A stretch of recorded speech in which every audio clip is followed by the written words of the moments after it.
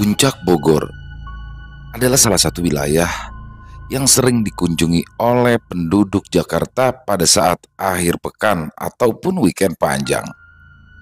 Termasuk saya bersama keluarga menyewa villa tersebut atas rekomendasi dari saudara. Ya, villa ini termasuk cukup besar, terdapat 4 buah kamar, 1 ruang TV dan 1 buah dapur. Terdapat juga halaman yang cukup luas di depannya untuk memarkirkan mobil dan ada juga pohon besar. Saya pun tak tahu itu pohon apa, tapi terlihat menyeramkan. Saya adalah termasuk orang yang sensitif dengan dunia gaib. Kalau saya datang ke suatu tempat, sudah pasti akan tahu apakah banyak penghuni lainnya atau tidak. Dan kesan saya saat pertama kali datang ke villa ini adalah merinding. Saat datang pun saya sempatkan untuk meminta izin agar mereka tidak mengganggu saya dan keluarga yang hanya berniat ingin melepaskan penat dari riuhnya ibu kota. Tapi di sisi lain, saya pun merasa penasaran dengan tempat ini. Lebih tepatnya, saya sangat penasaran dengan kisah di balik besarnya villa yang bentuknya modern seperti ini. Mungkin untuk orang awam, pastinya tidak akan percaya karena memang bangunan villa ini tidak terlihat sama sekali menyeramkan. Oh iya, saat kita sampai, kita pun langsung disambut oleh seorang laki-laki yang berperawakan cukup tua. Nama beliau adalah Pak Barito. Beliau ditugaskan oleh sang pemilik untuk menjaga villa ini. Beliau pun tidur di rumah kecil yang berada tepat di belakang villa. Padahal beliau asli orang situ, tapi lebih memilih tinggal di sana karena anak-anaknya sudah menikah lalu merantau dengan suaminya. Sementara istrinya sudah cukup lama meninggal dunia dikarenakan sakit. Kala itu hari sudah menjelang malam. Saya akui, saat malam tiba, suasana di dalam villa cukup berubah drastis dibandingkan saat siang hari. Tapi untuk orang yang tidak bisa merasakan pasti akan merasa biasa saja. Itulah yang menjadi niatan saya untuk menghampiri Pak Barito. Penjaga villa yang cukup besar dan aura mistis yang kuat bukan hal mudah. Dalam pikiran saya, pasti Pak Barito di sini pun sering mengalami hal aneh selama menjaga villa ini. Dan setelah melaksanakan ibadah sholat isya, saya pun langsung menuju ke arah teras villa sembari melihat sekeliling halaman villa yang gelap dan juga pohon besar di depan. Aku kali itu melihat koloni kuntilanak. Ya, itulah yang saya lihat. Mereka semua terlihat berkumpul di pohon tersebut. Ada yang duduk di batang pohon, ada yang tertawa cekikikan, dan ada juga yang terbang warawiri dan berwarna-warni bajunya. Karena saya sudah biasa melihat hal seperti itu, ya aku pun tak kaget. Pandangan saya pun langsung mengarah ke gerbang villa. Di sana ada 2 sosok hitam besar terlihat sedang berdiri di antara pagar villa. Sosok tersebut terkesan seperti penjaga, entah menjaga dari apa, tapi seperti itulah kesan yang saya lihat. Bisa juga sih untuk menjaga dari kiriman goib atau dari para pencuri. Tak lama kemudian, Pak Barito pun muncul dari arah belakang villa, lalu ia menyapa saya. "Dek," sapanya dengan senyum. "Oh iya Pak," sapaku balik. "Saya mau ke warung, ada yang mau dititip?" tanya Pak Barito. "Oh, nggak ada Pak." Beliau pun langsung menuju keluar villa, lalu saya kembali masuk ke dalam karena ibu memanggil untuk makan bersama. Sebenarnya villa ini nyaman, tapi untuk yang paham dengan dunia lain akan menjadi gangguan tersendiri dengan hawa-hawa anehnya. Begitupun dengan saya. Makin lama dada ini terasa sesak dan juga terasa semakin gerah. Saya pun langsung menuju ke teras depan. Sumpah, saya kala itu tidak kuat dengan rasa gerah di dalam. Terasa sangat sumpah. Lalu saya pun memutuskan untuk jalan-jalan sedikit di halaman depan villa sembari menikmati hawa dingin puncak. Dan saat sudah berada di depan pagar villa, saya pun langsung menoleh ke sebelah kanan dan langsung terlihat rumah kecil dengan lampu redupnya. Saya hampiri dan secara kebetulan Pak Barito keluar dari arah dalam villa. "Loh Dek, di sini lagi ngapain?" tanya Pak Barito. "Oh, enggak Pak. Saya tadi hanya jalan-jalan saja, menikmati hawa dingin. Di dalam gerah." "Gerah? Kok bisa? Tanya Pak Barito heran. Hmm, Belum saya jawab pertanyaannya, Pak Barito pun langsung memotong. Sudah, tidak usah dijawab. Saya paham kok, ucap Pak Barito sembari tersenyum. Beliau pun langsung mengajak saya duduk di bangku depan rumahnya dan memulai berbincang dari asal mula beliau berjaga di sini hingga kejadian-kejadian mistis yang beliau pernah alami. Saya pun langsung fokus untuk mendengarkan ceritanya. Jadi beliau itu sudah berjaga di villa ini selama 10 tahun lebih. Yang mulai dari sang istri yang masih ada hingga sang istri wafat. Awalnya beliau berdua di sini dengan sang istri, dan saat istrinya meninggal, beliau pun ragu apakah ingin lanjut menjaga villa ini atau tidak. Akan tetapi, kebutuhan sehari-harilah yang menjadi pertimbangan beliau untuk terus tetap berjaga. Di samping itu, rumahnya yang asli pun juga tidak ada siapa-siapa, maka beliau pun menjual rumah tersebut lalu tinggal di sini. Pak, Bapak udah ngalamin hal apa aja di sini? Tanyaku penasaran. Maksudnya, Dek? Ya, Bapak ini udah ngalamin kejadian serem apa selama menjaga villa ini? Gitu. Ya banyak lah, Dek, jawabnya sembari tertawa. Ceritain dong, Pak, pintaku. Bingung saya, mau mulai dari mana ya? Ya, Bapak mulai aja dari pertama kali Bapak diusilin sama penghuni di sini, Pak. Pak Barito pun di sini terdiam sejenak. Beliau seperti sedang mencoba mengingat-ingat kejadian demi kejadian. Awal mula saya digangguin yaitu pas sebulan jaga di sini, Dek. Kalau nggak ada yang sewa villa ini, setiap pagi dan sore kan saya bersih-bersih dari dalam sampai di luar. Nah, saat saya sedang bersih-bersih di bagian dalam rumah, tiba-tiba pintu lemari kaca itu terbuka sendiri. Lemari kaca yang ada di atas itu, Pak? Tanyaku. Ya, yang di lantai 2 itu. Kalau Ade perhatiin, lemari itu kan jauh dari jendela dan juga saya ingat betul tidak ada angin waktu itu, tapi pintu lemari kaca itu bisa terbuka sendiri. Terus Pak. Ya akhirnya saya nengok dong, sempat bingung, kok bisa kebuka sendiri. Nah saya lihat jendela jauh, udah gitu kan cukup berat pintunya, tapi aneh kenapa bisa kebuka sendiri. Ya udah akhirnya saya tutup lagi aja. Di situ saya masih masa bodoh. Saya lanjut bersih-bersih lagi, kali ini saya bersih-bersih kamar. Nah, setelah selesai bersih-bersih kamar, saya lihat pintu lemari kaca itu terbuka lagi. Saya sangat bingung kala itu. Saya mikir, masa ada yang iseng sementara saya sendirian di dalam? Bisa aja emang mungkin rusak, Pak, tanya saya. Ya enggak dong, saya sering bersih-bersih dan baru kali ini kebuka sendiri, jawab Pak Barito. Terus gimana, Pak? Nah, akhirnya saya tutup lagi. Di sini saya sudah mulai merinding ketika menutup pintu lemari itu. Langsung saja saya buru-buru turun ke bawah. Berarti itu pertama kalinya dalam hidup Bapak diganggu sama mereka? Tanyaku yang penasaran. Oh enggak. Jadi dulu sebelum saya jaga villa ini kan saya sering ronda malam tuh. Nah kadang saya juga diisengin, dilempar batu lah, kadang pasir. Cuma kan tetap aja, walau sering gimana pun, kalau diusilin ya pasti merinding juga bawaannya. Jelas Pak Barito sambil tertawa. Oh alah, kirain belum pernah, Pak. Terus apa lagi, Pak? Di sini Pak Barito kembali diam sejenak, mencoba untuk mengingat-ingat. Ini kejadiannya pas maghrib. Saya ke lantai 2 untuk nyalain lampu. Nah, selesai menyalakan lampu, saya turun lagi ke bawah. Tapi pas di tengah tangga, saya dengar bunyi ceklek gitu. Nah, saya berhenti dan lihat lagi ke atas, lampunya mati lagi. Nah kan kedengeran kalau ada yang pencet saklar lampu, itu yang saya dengar. Saya naik lagi, saya nyalain lagi, pas turun mati lagi. Begitu sampai 3 kali, Dek. Saya bolak-balik sampai akhirnya saya ngomong sendirian. Mohon maaf kalau merasa terganggu. Saya tidak ada niatan jelek sama sekali. Tolong jangan ganggu saya. Nah, setelah saya bilang begitu, ketika saya nyalain lampunya lagi, sudah nggak mati. Padahal mah saya saat itu udah merinding banget.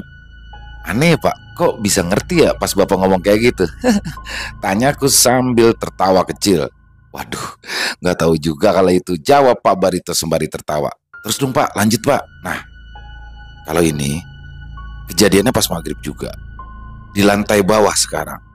Nah kadang saya kan suka iseng nonton di ruang TV. Itu kalau males buat pulang ke rumah doang, Dek. Nah, waktu itu saya pas lagi nonton TV, ada suara anak kecil tertawa di lantai atas. Samar-samar suaranya. Nah, saya pikir itu dari TV suara ketawa itu.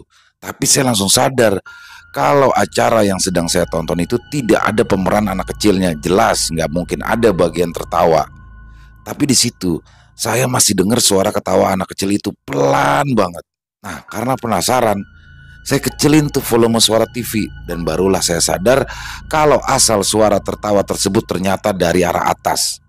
Ya saya hanya diam aja waktu itu. Ya biarinlah mereka main. Yang penting gak ganggu saya. Nah, gak lama dari itu terdengar tuh suara orang lagi lari-lari deh dari arah atas itu. Jelas banget suaranya sampai kaget saya. Orang lari-lari pak? Tanyaku. Iya kayak lagi main kejar-kejaran gitu. Terus pak? Ya saya lihat ke arah atas, ngeri juga sebenarnya. Takut kan ada yang nongol.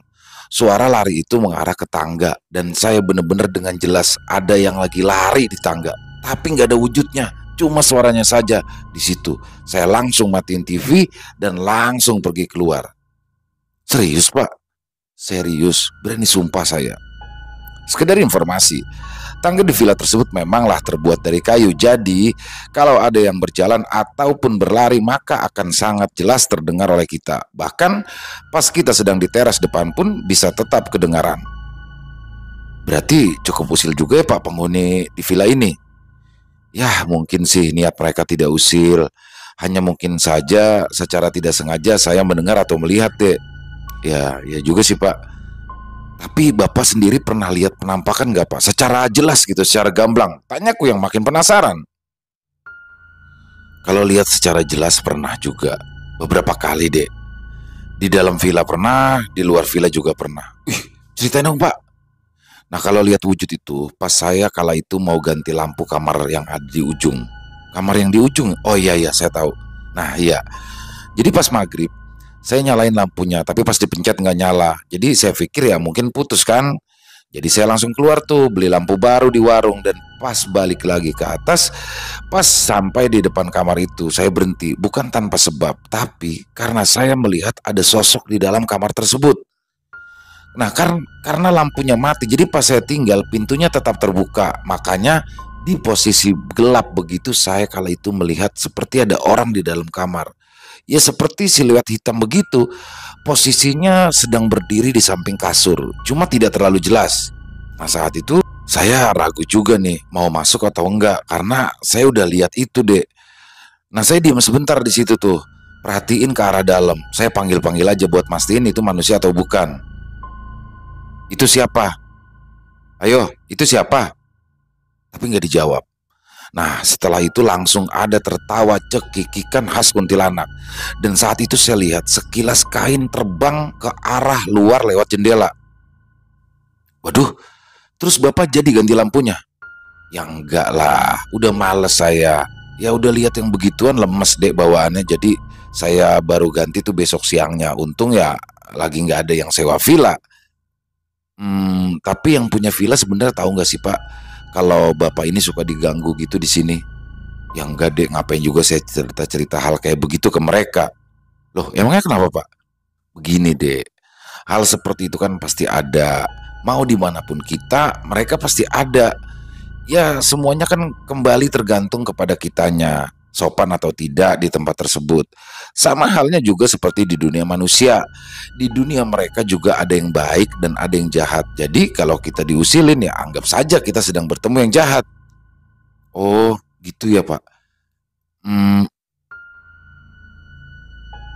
Kamu tahu nggak ada apa di pohon besar yang di depan itu? Tanya Pak Barito. Tahu Pak, itu ada koloni kuntilanak kan? Ya betul. Saya pun baru tahu setelah 6 tahun jaga di sini. Loh, kok bisa Pak? Gara-gara apa tuh? Tanyaku. Ya, ini sebenarnya masih perkiraan sih penyebabnya. Jadi waktu itu, sehabis bersih-bersih halaman depan, saya pukul-pukul tuh sapu tersebut ke batang pohonnya. Nah, waktu itu udah mau maghrib kalau nggak salah. Sapu lidi itu kan terkadang kalau sering dipakai suka kepisah-pisah. Nah saya getok-getok tuh. Maksudnya sebenarnya bukan menantang di sini, tapi memang karena untuk memperbaiki sapu lidi itu. Pas saya lagi rapihin sapunya, ternyata ada yang ketawa-tawa dari arah atas pohon. Saya kaget, langsung saya lihat ke atas dan jelas banget. saya lihat kuntilanak sedang duduk di batang pohon, sedang melihati saya. Dan yang buat saya takut, kala itu yang saya lihat bukan hanya satu, tapi belasan kuntilanak. Nggak pakai lama, saya pun langsung balik ke rumah. Bahkan pas saya sedang berjalan ke arah sini, ada yang ngikutin di atas sambil terbang sembari tertawa. Bukan merinding lagi deh bawaannya, tapi lemes sampai keringetan saya saat itu. Nah, saat sampai di dalam rumah saya pun langsung ambil wudhu. Kebetulan gak lama azan maghrib. Ya memang saya salah. Cuma kan memang awalnya saya nggak tahu apa ada yang menghuni pohon itu apa enggak. Kalau saya tahu ya nggak mungkin saya berani ganggu. Iya juga sih Pak. Tapi saya juga lihat bajunya warna-warni loh Pak. Ya sekarang saya sih sudah terbiasa ngelihatnya. Pas pertama lihat juga heran. Kok aneh. Baju mereka beda-beda. Sementara yang kita tahu kan baju mereka itu warnanya putih. Kamu mau ngopi nggak? Oh, nggak usah Pak, nggak usah. Terima kasih. Nggak apa-apa. Sekalian saya mau bikin kopi juga. Lalu beliau pun langsung masuk ke dalam rumah untuk membuatkan kopi. Sementara saat itu saya tetap berada di luar memperhatikan sekitar. Memang cukup aneh. Villa ini berada di sekitaran rumah warga. Saya pun penasaran apakah warga sekitar tahu atau pernah diganggu oleh makhluk-makhluk dari villa ini. Dari rumah Pak Barito terlihat juga bagian belakang villa dan juga satu kamar yang Pak Barito ceritakan, kamar yang lampunya mati. Saya pun langsung melihat ke arah kamar tersebut. Entah kenapa pandangan saya kala itu seperti terkunci, seakan tidak bisa berpaling dari kamar ini. Ya benar saja, ada alasannya ternyata. Semakin saya fokus melihat kamar ini, semakin jelas ada sosok yang berdiri melihat ke arah saya dari arah jendela. Di situ, seakan saya dan sosok ini seperti saling bertatap-tatapan, tetapi dalam hati saya pun membaca doa agar tidak dirasuki oleh makhluk tersebut. Saya pun di sini sangat penasaran apa yang terjadi dengan sosok tersebut. Kala itu saya merasakan ada aura dendam dan seperti kemarahan dari sosok itu. Di sisi lain, sosok itu seperti ingin bercerita atau memberitahu sesuatu kepada saya. Makin lama menatap, makin jelas saya melihat bentuk sosok tersebut. Ya, sosok wanita berperawakan tubuh yang kurus dan menyeramkan, kepalanya ke samping. Saya sudah menjelaskannya, pokoknya seperti posisi leher yang patah. Ya, seperti itulah. Udah, jangan dilihatin terus, ucap Pak Barito menyadarkanku. Si bapak bikin kaget aja. Justru saya selamatin kamu. Kalau enggak kamu bisa masuk ke dunia dia. Nih kopinya, udah santai aja dulu di sini. Makasih Pak. Jarang-jarang saya bisa ngobrol di sini, ucap Pak Barito. Loh, emang Bapak beneran sendirian di sini? Nggak ada yang mau nemenin? Dulu pernah ada saudara saya, tapi nggak bertahan lama. Maksudnya nggak bertahan lama gimana ya Pak? Ya, kamu pasti paham lah. Dia kena usil juga akhirnya. Oh alah, kena usil gimana ya Pak kalau boleh tahu? Kamu tahu kan kolam renang yang ada di samping situ? Jujur, saya memang tidak tahu kalau ternyata di samping sana ada kolam renang. Jadi posisinya agak ke bawah ya. Jadi benar-benar tidak terlihat oleh saya. Itu loh Dek, agak ke bawah sana. Nah, di situ tuh ada kolam renang. Ada saungnya juga. Kalau pagi enak banget udaranya di situ. Jadi di situ saudara Bapak kena usil. Ya, tapi mungkin karena kesalahan dia juga ya. Maksudnya salah gimana Pak? Saudara saya itu umurnya masih 25 tahun. Masih suka teleponan sama cewek. Di sini kan sinyal susah. Nah, tapi kalau di bawah sana bagus sinyalnya. Akhirnya dia ke sana malam-malam teleponan tuh sama pacarnya. Saya udah pesen sama dia agar jangan berisik. Tapi kan saya nggak tahu di sana dia berisik atau enggak karena saya di sini nonton TV. Nah, setengah jam kemudian dia balik lagi. Mukanya pucat.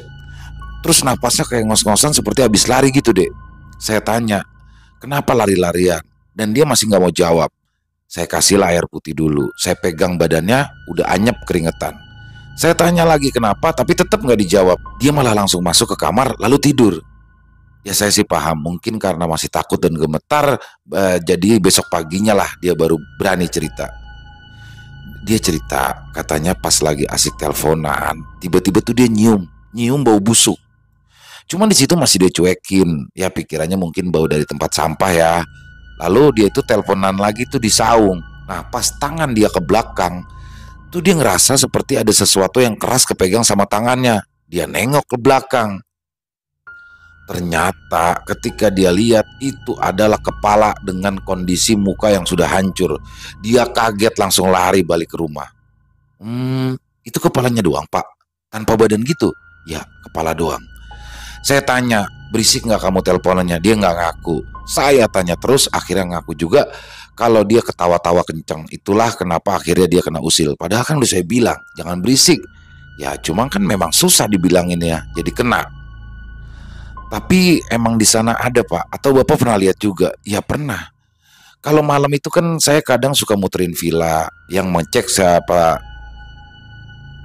Ya pernah. Kalau malam kan kadang saya suka muterin villa ini. Ya sekedar cek sekitaran, takut ada maling, atau juga cek jendela takutnya ada yang gak ketutup. Nah, pas di dekat kolam renang, saya lihat tuh ada yang sedang duduk di pinggiran kolam. Cewek.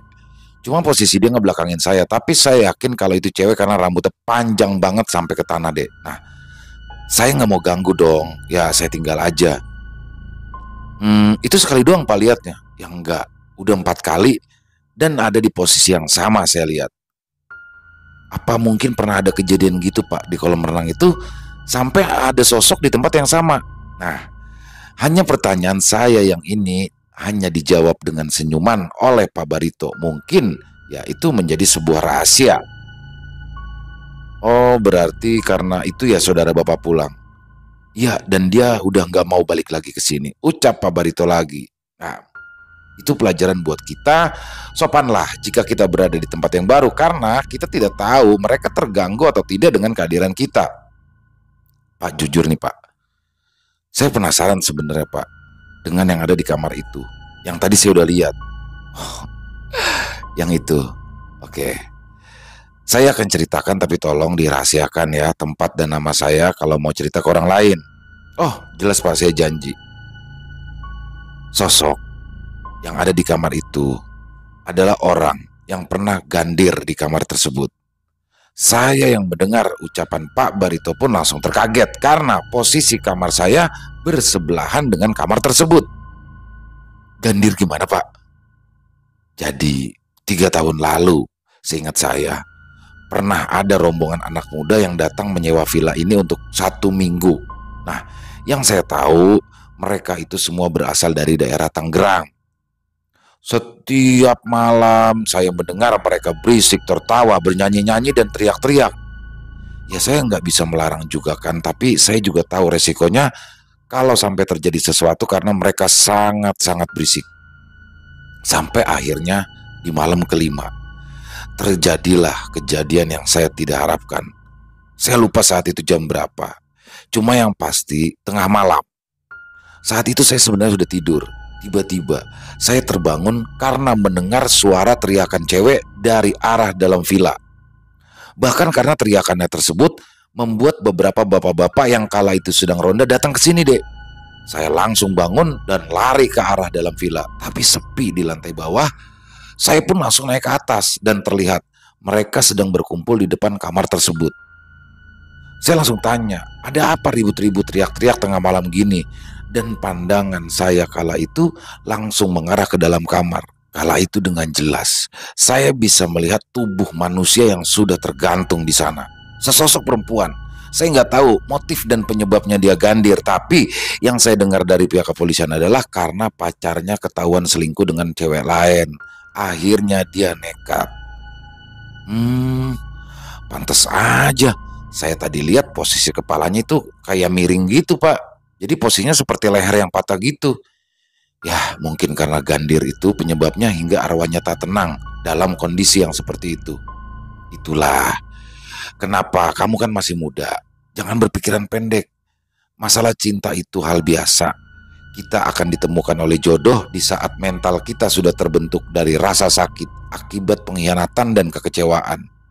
Sekarang kan kamu lihat sendiri, akibat dari pendeknya pemikiran dia dan sekarang menyesal karena sudah mengakhiri hidupnya. Ada aura penyesalan kalau kita lihat sosok itu. Sampai kiamat, dia akan tetap seperti saat terakhir dalam hidupnya. Ya juga sih Pak. Cuma saya kasihan aja sebenarnya Pak ngelihat kondisi sosok tersebut. Ya, kita bisa berbuat apa? Terus akhirnya anak-anak itu gimana ya Pak? Ya akhirnya mereka semua pulang setelah ditanya-tanya sama pihak kepolisian. Kalau tamu memang sering kena usil juga ya Pak? Tanya, aku penasaran. Ya cukup lumayan sering, sebenarnya tergantung tamu itu sendiri.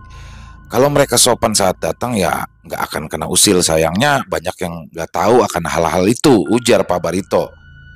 Ah, pernah ada tamu yang datang sore hari lalu malamnya sudah pulang. Loh, kok bisa Pak? Ya, mereka itu adalah sepasang muda-mudi. Ya saya sih nggak mau seujon ya. Tapi kalau sampai diganggu begitu parah, pasti mereka sudah melakukan hal-hal yang tidak baik. Emang mereka ngapain aja Pak? Nah jadi waktu itu sudah mau jam 9 malam. Kondisi di luar tuh hujan deras. Saya sedang di rumah lagi nonton TV. Tiba-tiba ada yang ngetuk-ngetuk pintu rumah saya. Dan saat saya buka ternyata laki-laki yang sewa villa. Saya tanya, ada apa kesini malam-malam? Akhirnya duduklah kita berdua sebentar di sini ngobrol gitu. Cuma sendiri Pak, ceweknya. Ya saya nggak tahu di mana. Tapi kayaknya sih nunggu di mobil. Karena saya lihat mobilnya udah di depan pagar dan dalam kondisi yang menyala lampunya. Nah, pas duduk baru dia tanya-tanya dan cerita. Dia tanya, emang villa ini angker? Ya saya jawab, mau dimanapun ya pasti ada makhluk halus. Saya tanya, kenapa? Jadi sore saat mereka datang, mereka langsung masuk kamar dan mandi menjelang maghrib.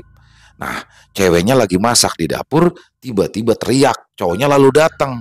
Katanya pas lagi masak, pintu kulkas itu terbuka sendiri. Lalu mangkuk yang dia pakai itu geser sendiri juga. Ya jelas ceweknya langsung teriak di situ. Cowoknya coba nenangin, mungkin cuma halusinasi katanya. Nah saat itu ceweknya masih ngangguk-ngangguk aja, lanjutin masak dan makanlah mereka berdua di depan ruang TV. Nah saat mereka sedang makan, pintu kamar di atas terdengar seperti ada yang ngebanting. Ya kayak kamu lagi marah gitu dan masuk kamar banting pintu lah. Kaget nih mereka berdua. Si cowok coba ngeberaniin diri buat ngeliat ke atas. Ternyata pintunya terbuka. Bingung dong, dari mana itu asal suara kalau pintunya aja kebuka. Si cowok turun nih pura-pura bilang gara-gara ketiup angin. Nah si cewek ini masih iya-iya aja, sempet tenang tuh mereka sampai jam 8. Nah akhirnya hal yang buat mereka yakin buat pergi adalah ketika mereka sedang berada di dalam kamar, ada suara cewek nangis. Suaranya berasal dari luar kamar, persisnya seperti di depan pintu kamar mereka. Saya nggak tahu mereka sedang apa, tapi katanya saat itu juga mereka mulai langsung diam. Si cewek udah mulai ketakutan, si cowok sama. Suara tangisan itu semakin lama semakin kencang. Saat itu juga mereka langsung siap-siap pergi.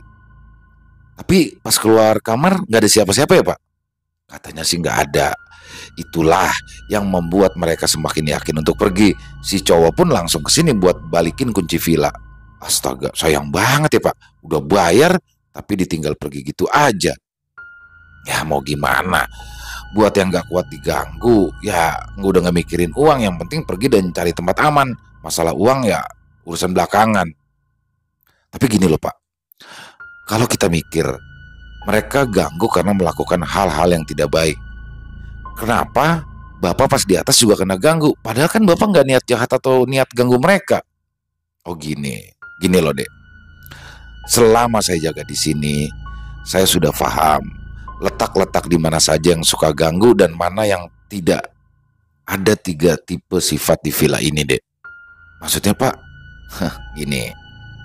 Mereka itu kan sama juga halnya seperti kita, punya aktivitas masing-masing, punya sifat juga, punya rasa juga. Nah, di villa ini saya sudah hafal mana yang sifatnya usil, mana yang diam, mana yang marah kalau keganggu. Contoh yang di atas. Nah, itu sifatnya memang suka mengganggu. Mau kita datang baik-baik atau tidak, tapi kalau dia niat ganggu ya pasti mengganggu. Tapi memang rata-rata yang di atas itu usil. Nah, kalau yang di bawah itu rata-rata kalem. Kecuali kalau kita melakukan hal-hal yang mereka nggak suka. Seperti yang di bawah tangga itu. Ada sosok laki-laki berjubah hitam. Dia hanya diam saja. Lalu di depan ada sepasang suami, istri dan anak-anaknya. Saya juga nggak tahu asal mereka dari mana. Tapi pertama kali saya lihat itu saat saya turun dari atas, saya bisa lihat dengan jelas mereka berjalan dari arah depan masuk menuju kamar itu. Itu jelas saya lihat sampai saya pikir itu adalah orang yang mau sewa villa. Tapi ketika saya panggil-panggil mereka nggak nengok. Dan mereka saya perhatikan terus, tiba-tiba tembus ke pintu. Ya udah saya diam aja habis lihat itu dan ya lanjut aja jalan keluar. Nah, kalau yang jubah hitam Pak, kalau itu pas saya lagi cuci piring di dapur. Karena kan terkadang ada tamu yang malas buat cuci piring atau gelas. Saya sih nggak apa-apa karena saya anggap itu sudah termasuk menjadi tugas saya. Selesai nyuci piring, saya sapuin di lantainya. Kan posisi dapur itu dekat sama tangga, jadi terlihat sama saya. Saat saya lagi nyapu, tiba-tiba ada bau busuk. Saya cari tahu dari mana asalnya. Baunya itu seperti bau bangkai tikus. Ada di sekitaran dapur. Saya cari tapi nggak ketemu sampai akhirnya saya cari di sekitaran bawah tangga. Nah, saat pandangan saya mengarah ke bawah tangga, saya kaget bukan main. Karena kala itu saya ngelihat ada sosok hitam pekat tapi terlihat jubahnya warna hitam. Rambutnya keriting acak-acakan. Aduh, mukanya juga sulit saya jelasinnya. Jadi matanya tuh yang satu merem dan yang satu lagi terbuka, tapi putih semua. Dan yang aneh, itu nggak punya hidung. Dagunya panjang banget. Beda banget dengan dagu orang normal. Istighfar saya langsung saat lihat sosok itu. Dan ternyata asal baunya itu dari sosok itu. Bisa dibilang mohon maaf ya, seperti pengemis atau gembel. Ya udah, setelah itu saya lanjut bersih-bersih aja. Merinding saya Pak. Ya saya juga. Dari tadi kan memang ada yang perhatiin kita di sini dek. Iya Pak, saya sadar juga tapi malas ngeliatinnya. Nah kalau yang lagi merhatiin kita itu dari pohon sebelah. Itu ada di villa sebelah. Oh, di situ ada villa juga Pak. Jujur, saya nggak tahu kalau ternyata emang ada villa lain di sini. Oh ada dek, dan itu udah lama sekali kosong, nggak laku-laku dek. Oh alah pantes, saya nggak tahu. Tapi yang merhatiin kita ini kayaknya sosok yang sangat saya benci loh Pak. Kenapa kamu benci sama pocong? Ya serem aja Pak bawaannya.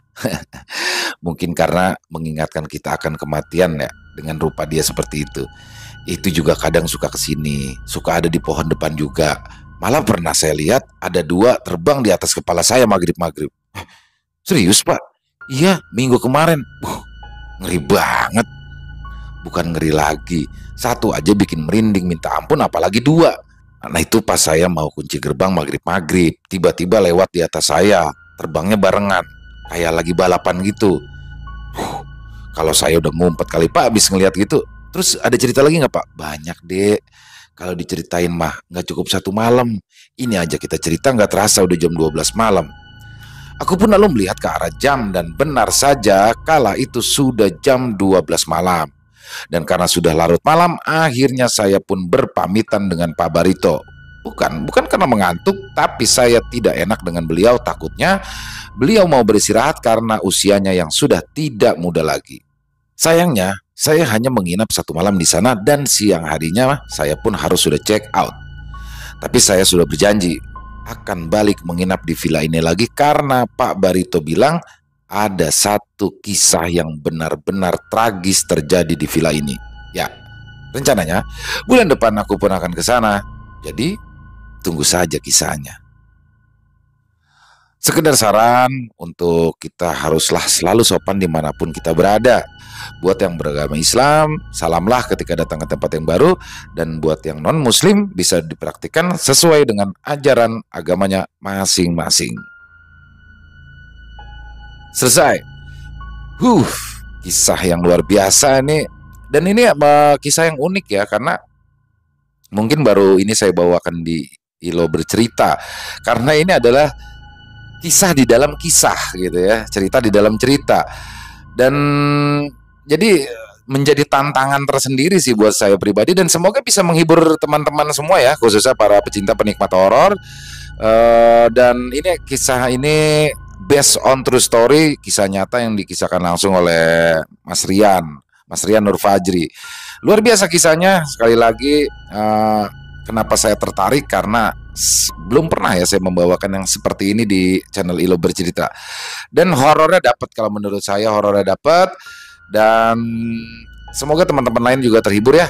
Buat yang punya komentar lain silakan bisa tulis di kolom komentar. Dan buat yang hanya untuk sekedar saling menyapa, silakan bisa ditulis di kolom komentar. Insya Allah kami akan balas satu persatu.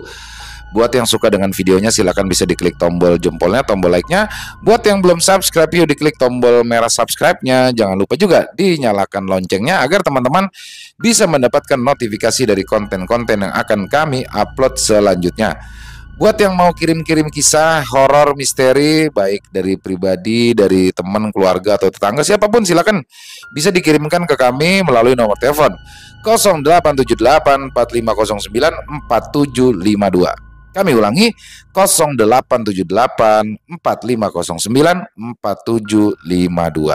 Ya, saya juga mohon maaf apabila ada kesalahan dalam berkata-kata, apabila ada kata-kata saya yang mungkin kurang berkenan di hati teman-teman dalam pembawaan kisahnya tadi. Saya mohon dibukakan pintu maaf yang seluas-luasnya, karena saya hanyalah manusia biasa, tempatnya salah dan dosa. Dan sampai jumpa lagi di konten-konten kami yang selanjutnya. Masih bersama saya Ilo di Ilo Bercerita. Salam sehat, sukses selalu untuk kita semua. Amin amin ya robbal alamin. Wassalamualaikum warahmatullahi wabarakatuh.